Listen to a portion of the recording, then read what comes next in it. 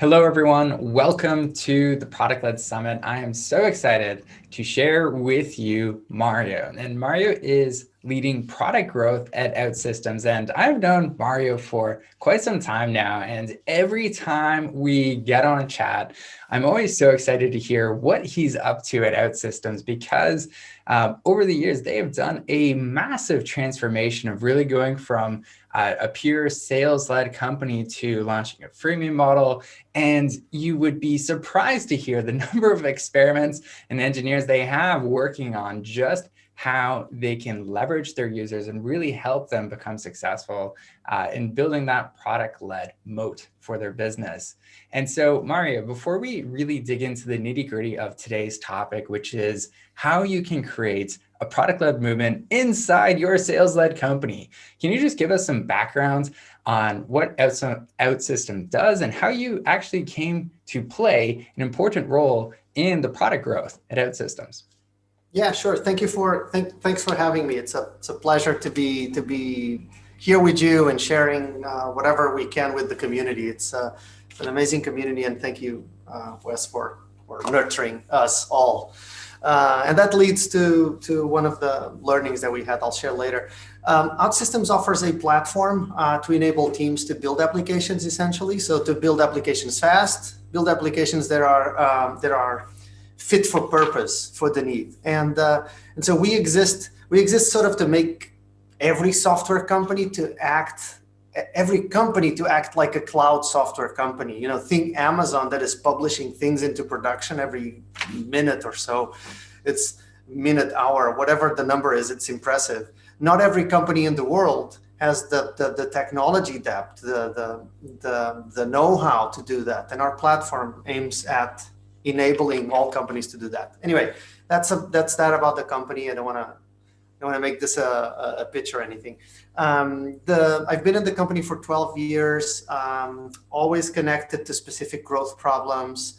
I've been a consultant, a trainer. I've been in product management, product marketing, not sales yet, or finance. But so we outgrew ourselves, and so growth has been always a challenge for us. Not just growth as in demand generation,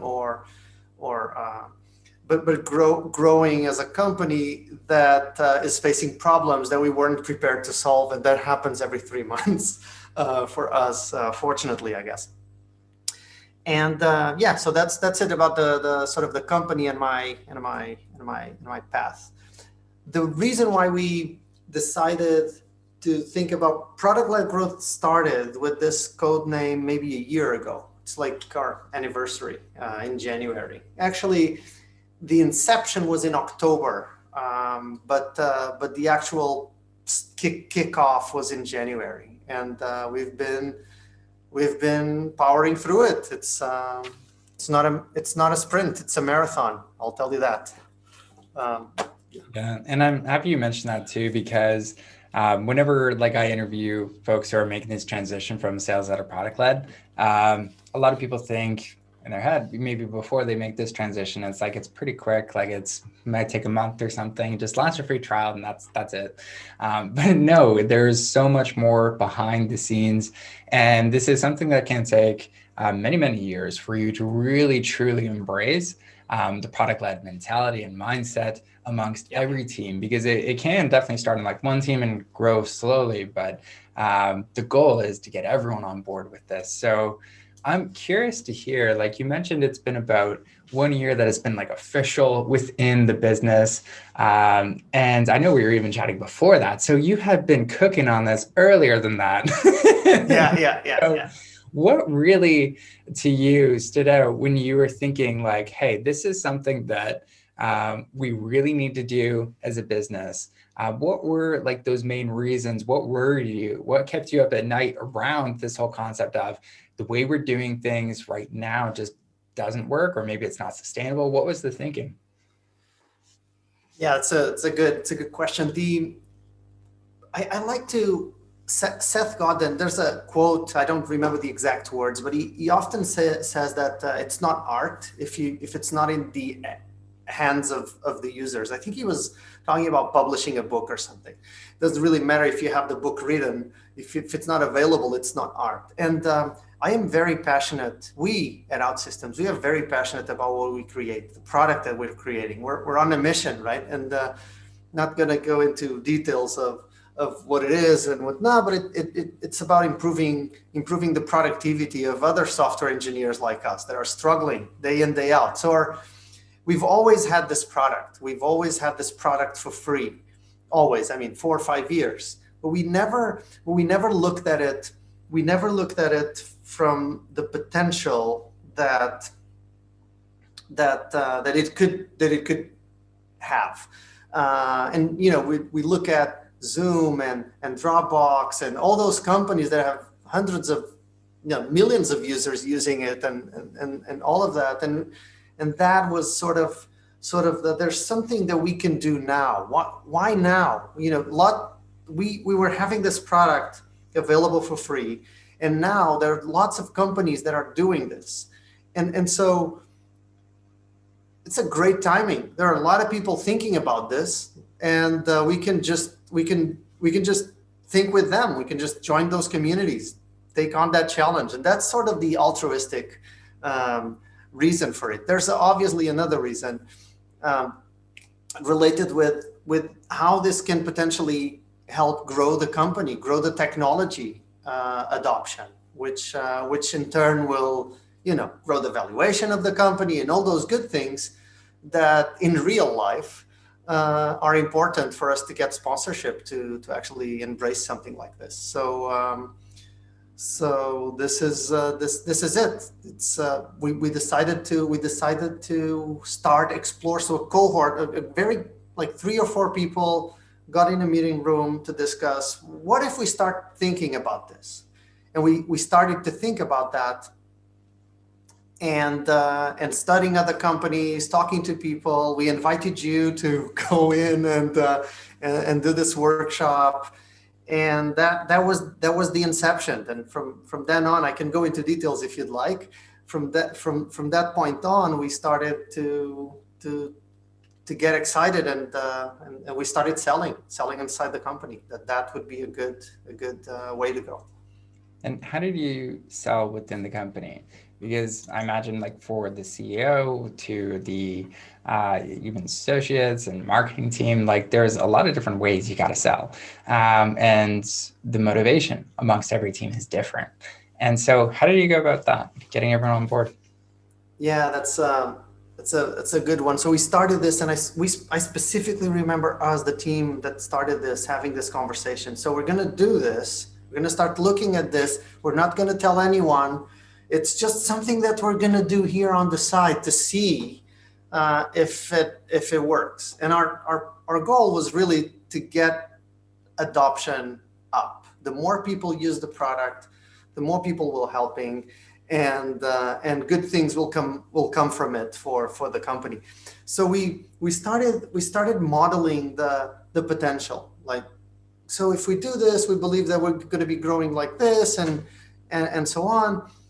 And we got really excited about what we were seeing in the theoretical model, that we were going to need more support if we really wanted to move the needle. So we went to the CEO and we presented it to him, and then the CEO, you know, bought in immediately the idea, and he supported us, and we started selling to the other departments like sales, customer success, engineering, and we did that with I guess the most important artifact. The most important artifact that we used was a narrative that a one pager, very similar to Tesla's master plan, if you're familiar with it. So Elon Musk created the Tesla master plan. It's going to, you know, build a sports car that's going to sponsor another car, cheaper but still expensive, and then you know, build a car that everyone can afford and whatnot, and save the planet, something along those lines. And we had that. It was very crisp and clear, and people anchored on that and felt inspired by it. And then then, it didn't take long for us to get 5 or 6 people to run the first actual initiatives, actually inspired again by a workshop. So we were all inspired. We were all already fired up with ideas on how to improve onboarding, self-service onboarding, and all of that stuff in the product. So we started there, and right now we are I don't know, over a couple of hundred people just looking at this at the moment. Awesome. And so maybe we could take a step back to the beginning of the free version of OutSystems, because some people listening might be thinking, that's kind of unique. They were already freemium like from the beginning, and then this is just like, putting the pedal on the gas. So I want to hear your thoughts around, so what was the initial intention of launching the free version of OutSystems? And then why did it take, I think you mentioned like 3 or 5 years before you really started saying like, we need to be product led, like this isn't good enough, just having a free option. So I'd love to hear your thoughts on that. Yeah, we are a sales-led, or still a sales-led organization. We sell to large companies, like, I don't know, I'm gonna just make up names, but Disney or, big companies. And selling to, or also retail banks are customers. A lot of we have many of those. Selling to these companies it's a top-down sale, right? It is what it is. A bank is not gonna create a home banking application with OutSystems or with any technology out there without going through serious evaluation, security assessments, and all that. So our product was always, and that's fine. We built the product to support these complex needs from these big companies. However, as part of the evaluation, developers, architects, etc., really wanted to put their hands in the product first. That there's always a time where there's this executive sponsor that sends this to the technical team for evaluation. The free edition helped us. The one that we had was optimized to help these folks get their feet wet and kick the tires of it. Always supported by someone. There was always someone hand-holding them through the process. So not very product-led. If you think about optimizing for self-service, right? That it's different. Then we realized that some folks were getting into the site and to the product without us inviting. So they were playing with it on their own without us knowing why or whatever, if there was an initiative there or an opportunity there. So that's a missed opportunity for us. The more we were getting those, the more we were realizing that we weren't catering for that self-service need. So I guess we had a free version, but the principles under which the free version was created were not the principles that we need to be successful in a product-led growth world, where everything is self-service, and you can get to value without talking to anyone, right? It's, I guess, the definition of self-service anyway. But yeah, does this help? No, that definitely helps, because like I'm trying to map out the steps that you took around creating that product-led movement inside a sales-led company, but I'm glad you mentioned that component, because for me, like that's kind of the ground zero of what that product-led movement was, even if you didn't recognize it or not. It's like, hey, for those listening, if you have completely like only thing on your website is like a demo request, maybe that first step for you could be creating a product experience where people could just go in and play, use the product, experience it on their own. And that will allow them to get their feet wet and be more confident in that buying situation because they have vetted your product. But then the next step you mentioned was really just improving adoption. So, okay, like you got that free edition, maybe you start putting it on the marketing sites and getting more people using it, but then you can take a little bit of a bigger swing and really improve that adoption. And then you went from that small start to then trying to get buy-in from the CEO. And after you got buy-in from the CEO, what did you do then? Yeah, the buy-in from the CEO, we used two very strong arguments there. One argument was time to value is critical for us to be, for users, for customers to be successful in self-service. So the path to this path needs to be friction free. This needs to be short, needs to be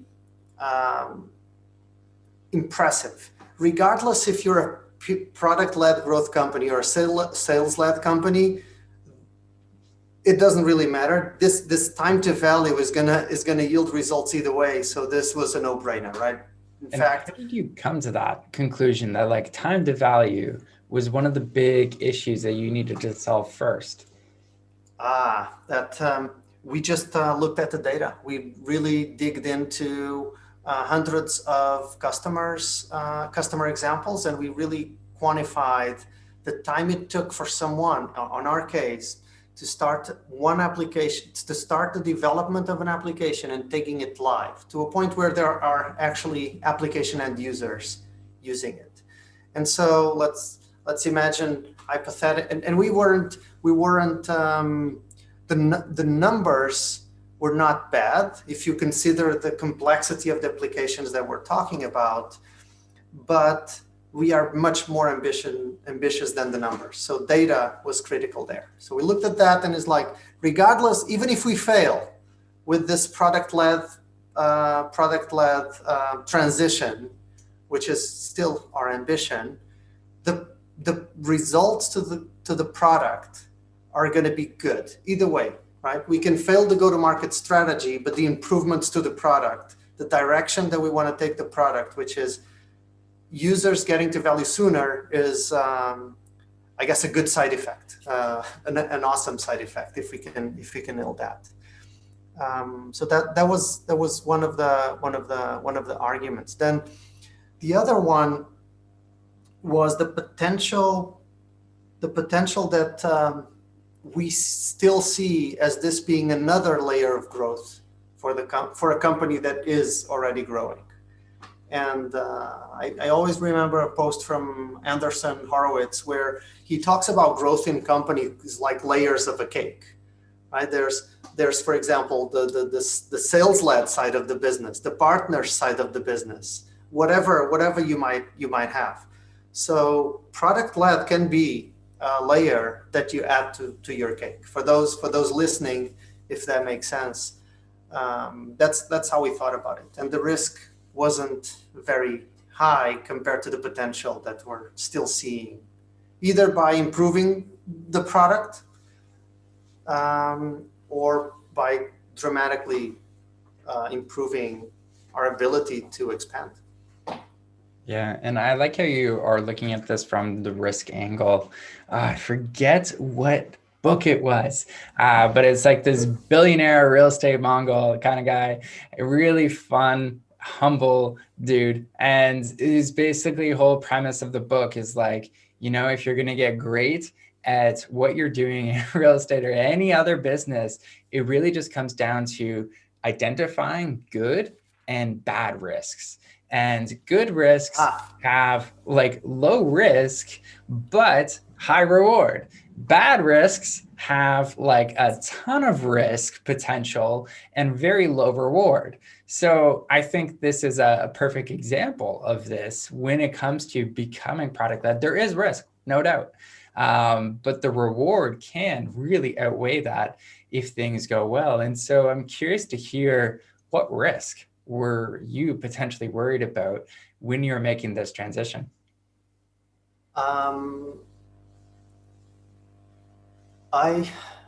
Took me a couple of seconds, but I wanna share one.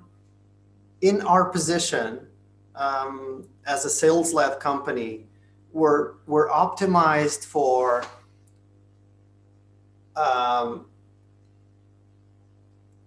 we're not optimized for scale, as in we're not getting thousands of new subscriptions, paid subscriptions every week or whatever. So and so we're optimized for premium service.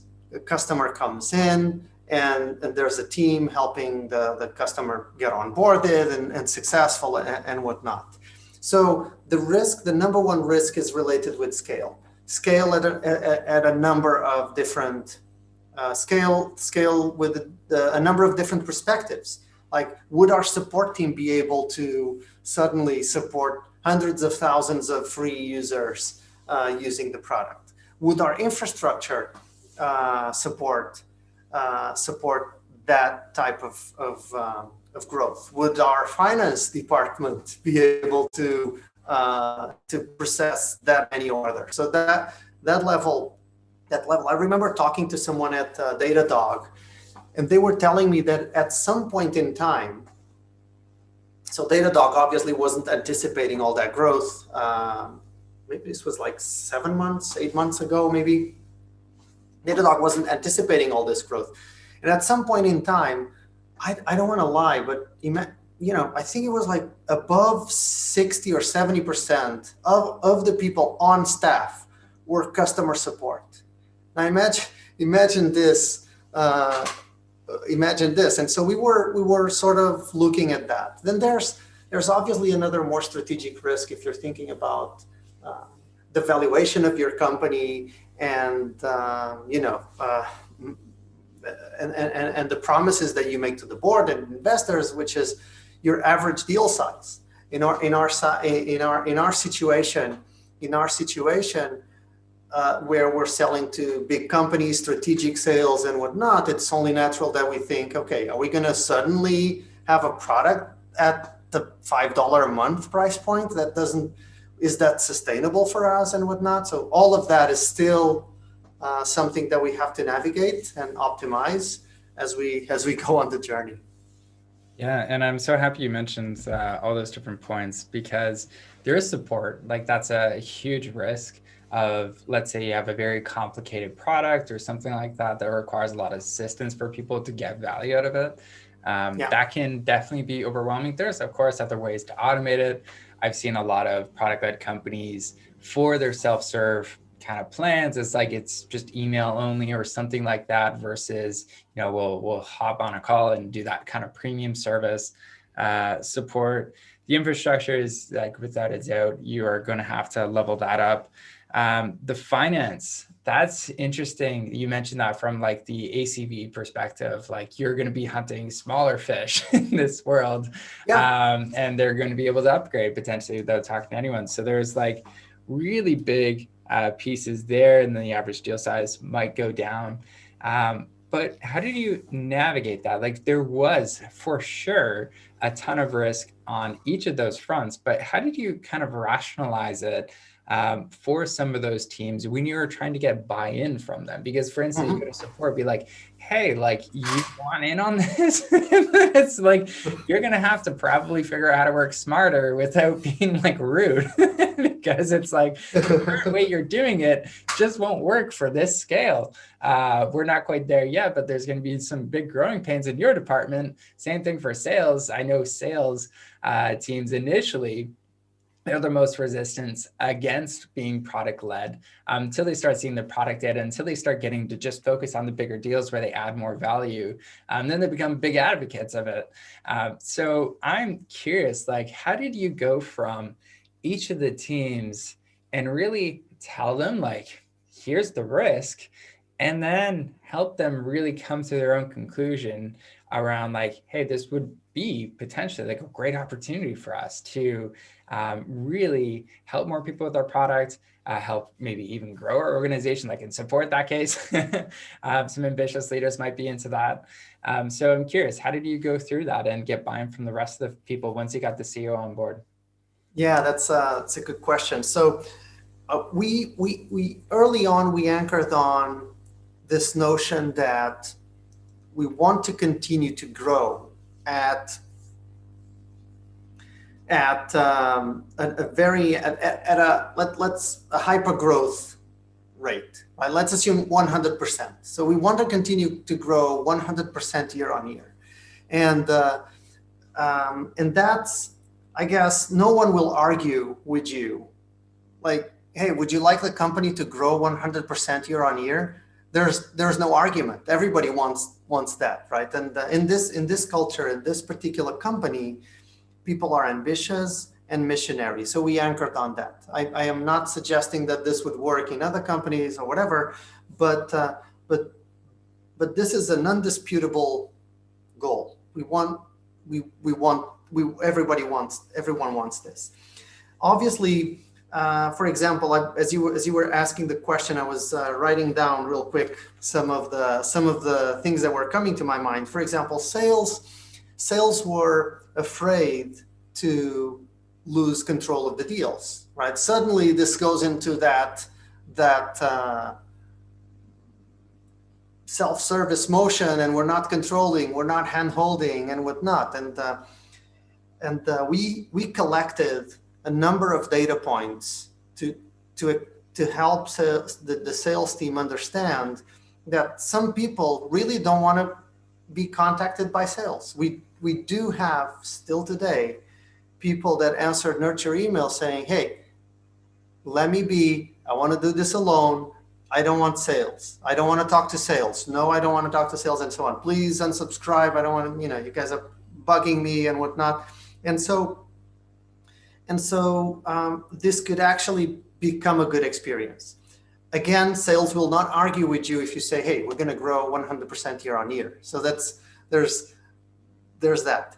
Then support and engineering were two interesting department areas that kind of overlap in an interesting way. Support needs to be able to support more users, and we cannot scale the number of people in support as growth, as proportionally to growth. So we had to create a partnership between support and engineering. And so as this grows, engineering will support you, automating a lot of the stuff that you have to do potentially manually, detecting when customers when some instances are having troubles and automatically fixing them and whatnot. So there was this interesting partnership. Engineering was the easiest one. Our engineers at least, really love the product that they're building. They want the product to be used. So just really telling them, look, hundreds of thousands of people are going to be using the product that you built to make their lives as developers easier. So that was easy. Marketing is an interesting one, and I'm going to talk more broadly than OutSystems here. Been talking to lots of people in marketing. The sales-led motion is, a lot of account-based marketing, very specific tactics, and just anchoring on bringing in decision makers, the buyer persona and whatnot. Bottoms up marketing is a lot different. It requires another level of scale, and that's something that I believe sales-led companies are not equipped to do. So it helps bringing in someone from the B2C world to your team that is accustomed to working with that scale. Anyway, I don't want to be rambling too much. I tried to cover 3 or 4, actually 4 examples of this. Finance, we're not there yet. So they're supporting us again because they believe on the goal. 100% growth year on year. That's a good goal. Well, it's interesting you say like finance isn't completely on board too, but like they are supporting you in different ways. Oh, that's not what I meant. They're all the optimization. Yeah, so they're not, the finance doesn't have a problem yet, right? So because they don't have a problem of like a scale problem yet with this motion, then they're fine. They're supporting us and they're not against it. And they've been extremely supportive for us, especially financing all of the stuff that we're doing. that helps because do you just want to like give us a glimpse under the kimono, like the difference in investment or even just the teams you have dedicated towards this? Because I remember like when we were doing the workshop, I think it was about a year and a half ago now, and there was this, you kept bringing it up to me a couple of times. You're like, you know what, these people are like, they're coming here for this workshop, but then they have to do all their other stuff for their current job. And it's just like, it felt like there was just this extra added burden to them to really go ahead with this product-led motion. And so that was when I came in. But then since then, you have a lot more full-time people focused on just this motion and how can we get this within more teams and how can we optimize it. So I'm curious to hear like the stages of the teams and the dedication internally and how that all worked. That's interesting point.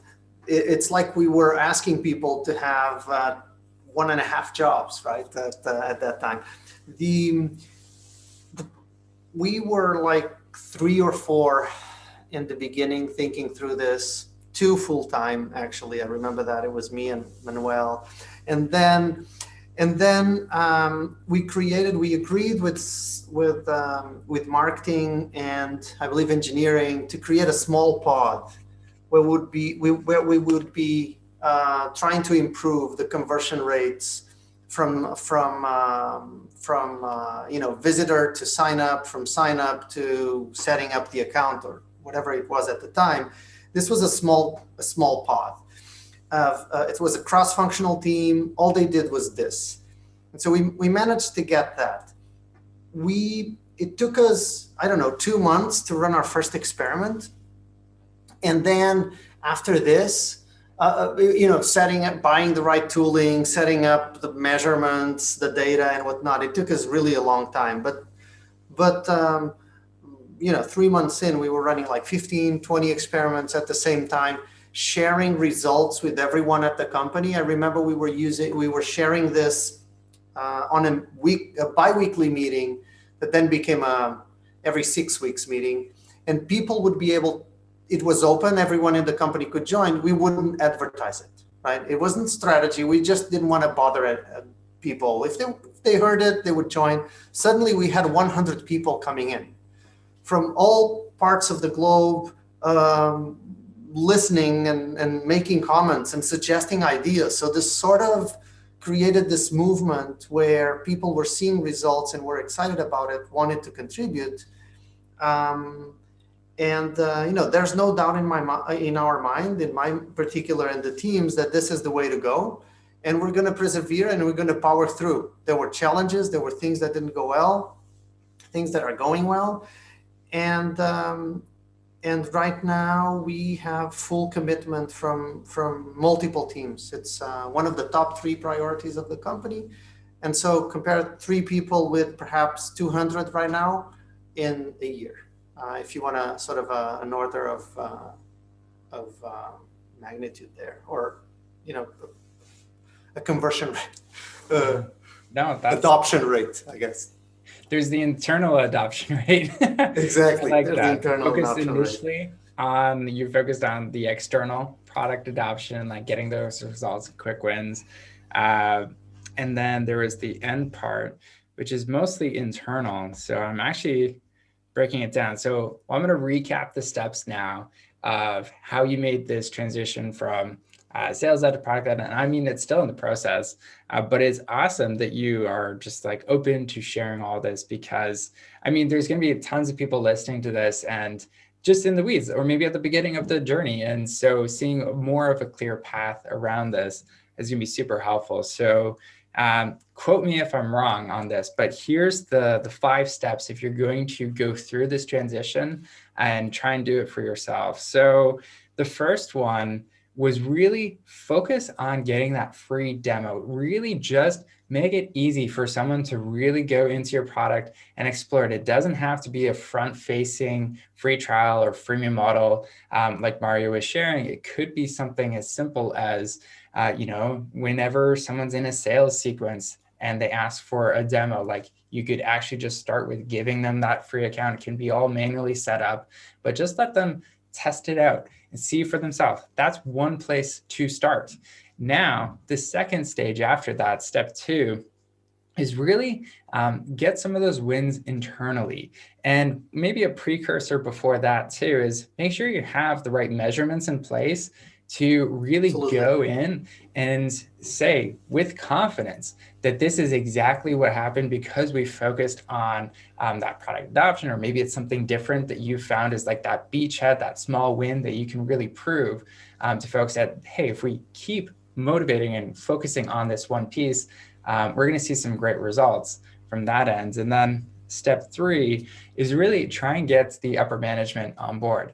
Ideally, the CEO, but ideally everyone on the executive suite to really buy into this, because it's going to be an uphill battle if you don't have management on board, not just from getting like resources and more time to dedicate towards this, but it's going to make things easier for you. And it might even make it feel like you're pushing a ball down a hill versus up one, because I've been in a situation myself where I'm trying to help a company make this transition and the executive team wasn't on board. It's awful.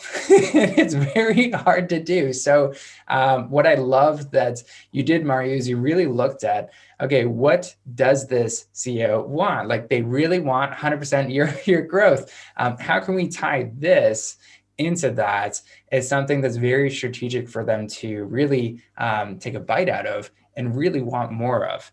And so step 3, once you got the management on board, what you're going to try and do is get the rest of the teams on board. And so you mentioned, Mario, like for marketing, there's the big difference of going from a top-down marketing approach to more bottoms-up. So maybe instead of just having that demo request on the site, maybe you start leading with the free trial or freemium model as soon as you start really seeing that there's good product adoption, good results there. But it doesn't have to be like all at once. I don't recommend that. Scale it slowly. And engineering, maybe partnering them up with support and really making sure that you are identifying those potential risks. Think about each of these teams. What could go wrong? What are their risks when it comes to this? Support has a big one. There could be thousands of tickets where they feel swamped. They feel like they're swimming in tickets. That's no fun. Find that solution for them. And so maybe that is just as simple as getting those engineers to help them identify those problems, and maybe those recurring problems and tickets, and helping them fix that. And so that's step 4, get those teams on board and bought into the mission and really motivate them around that. And step 5 is, if you want sustainable results as you're making this transition, you're eventually going to need to make a pod and really identify who are those A players who can move this forward consistently and create some incredible results for your team. And when you do get that, what I noticed you've done is you took bigger swings. And so you had that pod together, you started with a couple experiments, then you quickly scaled it as soon as you started seeing more and more results. So did I miss anything out of those 5 steps? I know there was a couple of steps in between, but I feel like that covered the big pieces. Is there anything else you'd add to that? Not really. There are a lot of nuances to each of these, but I think I don't know how you do this from a conversation. Make it better than I could potentially say. There's I'd like to say this. I'm more than happy to answer any questions that you folks listening might have. I'm on the ProductLed Slack community group, so reach out. There are no divas at OutSystems. We're very much happy to learn from everyone and learn from everyone and share our learnings. So it's been a good ride. Not sure how we are in timing, but if not now, at some point in time, talking about some of the mistakes we did would be probably interesting. But yeah, maybe let's hear it. What would you do differently? Like, you've been at this for Over. I know you said just a year, but it's been longer than that. So Yeah, it's a year and so it was 3 months, 1 year, 3 months plus this month. So 4 months maybe. Yeah, I think one of the things that I really like to say is that this is really a hard transition. If you're going from, again, sales-led to product-led, it's really a hard transition. And I've been talking to folks, for example, at OpenView or even with you as offline, there's not a lot of companies doing this. Some of them really give up in the beginning. I don't think we're gonna give up. We're in this. The product is getting better as we go, and that's what we care about. Then one of the things that I quickly realized was we had high touch on our DNA, right? It's from the moment someone engages with us, there's that premium experience. And then our product was great, and we created this amazing product that assumed that it was someone hand-holding the person through it. Now, it's not just about taking that and putting it in self-serve, because your product, you're gonna. We realized it. A lot of folks that I talk to realize it. People will start to use the product without the hand-holding, and then they're going to fail. And so that's one of the hardest, I guess, things. It's recognized that you have that DNA. It's not that your product is worse. It wasn't built for self-service, and you need to be able to monitor, find those gaps, and improve the product. I guess the other two things is I thought it would be easier to do this, and because we thought it would be easier, we sold it as easier than it's being. And at some point in time throughout the year, we had to say, hey folks, we made a mistake. We underestimated how hard this transition would be. It's going to take longer. We're still in a good path. And so we had to have that tough conversation with everyone at the company, and it's all good. So it leads back to the other thing, which is setting the right expectations. As I said before, it's a sprint, not a marathon. I'm sorry, it's a marathon, not a sprint.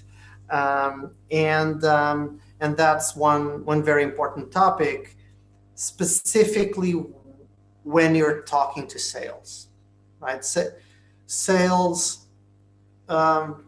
organizations and companies, they need to make their numbers, and they're very aggressive pursuing those numbers and whatnot. And so it's unfair to create the expectation to this group that this will solve their pipeline generation, or this will be a big contributor to their pipeline generation in 3 quarters. It's not going to happen. I'm going to say this very clearly. None of the folks that I talked to, and I talked to a lot of folks doing this, has done this in less than 18 months to 3 years. It's a tough transition. You got to believe in it. You gotta persevere through it. But it's not an aspirin, right? It's a vaccine, and it takes a long time. I mean, I couldn't have a worse analogy.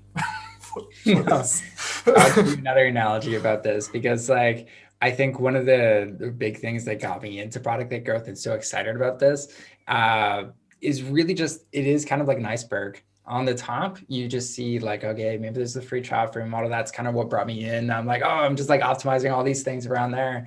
And then I started researching it, and then I had the course with CXL at that time around product-led growth. And I just had 3 months to just deep dive research on this topic. And then I got so excited about it. I'm oh my goodness, this first course probably wasn't the best, because I was just there's so much here. And it's just unbelievable. And so that kind of got me more excited to dive deeper and write the book on it too. But I do really appreciate you taking the time, Mario, to kind of take that step back, look at what you did during this whole time to really move the needle, get OutSystems becoming more product-led. And I'm really excited to just have these consistent checkpoints as you're making this transition, because every time I do see a massive difference. And so for those listening, Mario has other product-led summit talks on just like the first principles of product-led growth. One of the things that Mario is fantastic at doing is just analyzing other companies and finding throughout all the mess and the chaos of the company, what are they really focusing on when it comes to product-led growth? And another recommendation, if you're making this transition, is just look at somewhat similar companies. What are they doing if they are already product-led? I know a lot of people kind of roll their eyes when they say, like, just be like Slack. Like, it's terrible advice because yes, they're product-led, but I mean, they're also a unicorn. So it's really hard to compare yourself to them. And so sometimes it's worth looking at just other people in your category, maybe outside your category, that operate the kind of business you would like to operate. Just do case studies on them. I even do this for my own business. I do like tear downs of how they operate their business. And you can learn some fantastic things very quickly, much faster than you would if you were just analyzing your business. And that is because you're looking for patterns. And the faster you can find and identify that pattern, the faster you're going to be able to improve your business based on what the insights are from that. So I'll end on this. Thank you, Mario, again, for coming on here. Thank you. This has been a blast. And for anyone who wants to learn more about you and what you're up to, where can they find out more info?